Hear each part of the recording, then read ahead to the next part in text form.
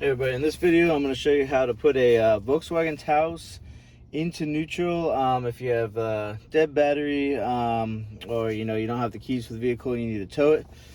So you want to start by taking the shifter boot and go from the front here and kind of pull it inward and back.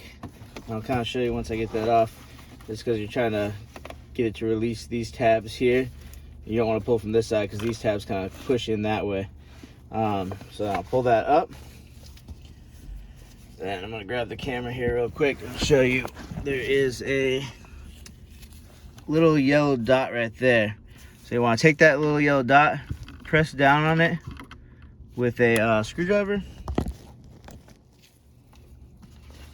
and then you can just pull the shifter back into neutral. Putting it back together, you can put it back in park without pressing the yellow release. Take the boot, push back in here on this side, then clip back down on that side. That's it. I want to thank you for watching this video today. I hope you have a great day.